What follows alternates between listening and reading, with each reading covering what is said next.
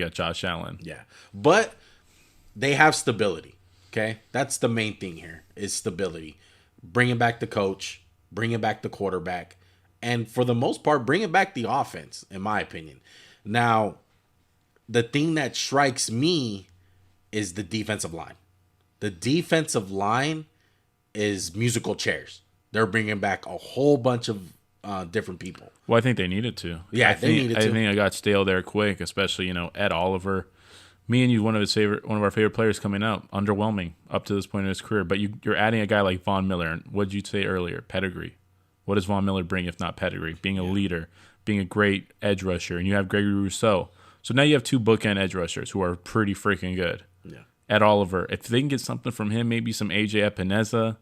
Like, this team needed pass rush. When you watch them play against the Chiefs, very rarely were you seeing Patrick Mahomes under duress, and then that translates to the second level or the third level, the DBs. They have good safeties, and they've added a good corner in Kahir Elam. They're getting Trey White back.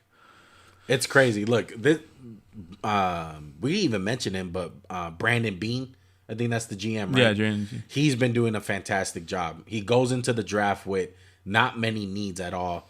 And the one hole that they really did have, if you would have told me this before the draft, I was like, that second corner is kind of iffy. They get Kahir Elam, like you said. Yeah, who we both liked. We both liked him a lot. And, really quick, went back to offense. They also had a bad running back room. Yeah. And they added James Cook, who I really like, my number one running back, I think. I think he'll start off slow. I don't think he's going to get implemented right off the bat. But he's definitely going to help. And that pick is future. Like, you look for it 2 years from now, 3 years from now. I think it's really going to blossom. And you mentioned offense. Khalil Shakur from Boise State, an interesting late round draft pick that they have. I think it's another weapon that they can use, a little bit of a version of their own Tyreek. How do you feel about the weapons there? Because I look at them, I'm never blown away. Like, Diggs is really good. Yeah. But outside of Diggs, you're talking about McKenzie, Isaiah McKenzie, Gabe Davis. Now, if Gabe Davis pops off, 4 touchdowns. No, I'm looking good. And I like they added O.J. Howard. I like Dawson Knox. But at the end of the day, it's not like how I looked at the Chiefs with Sammy Watkins, Travis Kelce, all these just guys, or the Rams in their heyday. Yeah. It's really Josh Allen dependent. So maybe if that defense can step up and make it so a little easier, because defense has been well coached. They just haven't had a lot of talent. Yeah. Yeah, they're bringing back Leslie Frazier, who's more than capable. Besides running a bust coverage against the Chiefs. Yeah, I mean, Leslie and Sean McDermott, I have a lot of faith in as coaches. I mean, they were good before Allen got there. They went to the playoffs with Tyrod Taylor. Or they almost went to the playoffs with Tyrod Taylor. So, yeah, that's enough said. Right. Now, that brings us to the next question. Super Bowl or bust? Absolutely. How many more? You can't keep squandering years of a really good team. Because Allen's contract is about to get ridiculous. It's going to put you in a bind.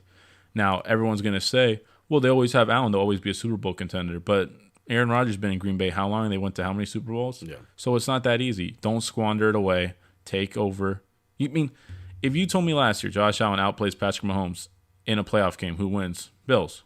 Right. That's not the case, though.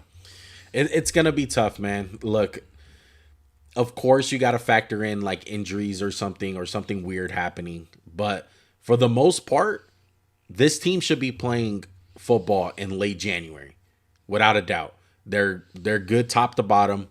They have the draft picks. They have the free agent signings.